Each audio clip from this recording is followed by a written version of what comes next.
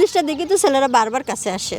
মেয়েদের এমন জিনিস আকর্ষণ মানে চুমুকের মতো খালি টানে, বুঝছো? চুমুক আছে মেয়েদের মেয়েদের জিনিসটা কি আছে সেটা টানে, তার টানে বারবার আসে, সেটা কি? দেখে বুঝতেছেন না কি আছে? কি আপনাদের কি দেখাচ্ছেন? আমি ভালোবাসা আছে, রসগোল্লা ডালিমের গাছ আছে, বুঝছেন? এই যে আপনাদের এই যে ওঠানিমের গাছ এটি,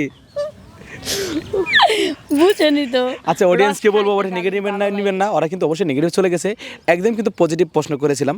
আচ্ছা যাক, তাহলে আমরা পরবর্তী প্রশ্নে চলে যাই। আচ্ছা বলুন তো, বাংলাদেশ কত সালে স্বাধীন হয়েছে? বাংলাদেশ 2000 সালে। আপু সরি 2000 সালে কেন ও ওটা তো ওখানে। আর আমি আমার জানা মতে আপনার 1971 সালে। আচ্ছা ভারত কত সালে স্বাধীন হয়েছে তাহলে?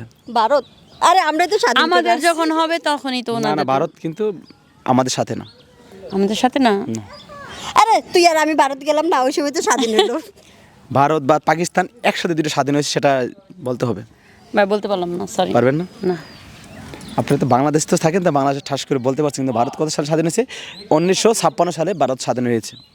আমরা ভারতে যাই নাই। 56 সালে। 56 সালে ভাই, এটা তারপর জানা ছিল না। 1971 সালে আমাদের বাংলাদেশ স্বাধীন হয়েছে। আজ যাক তাহলে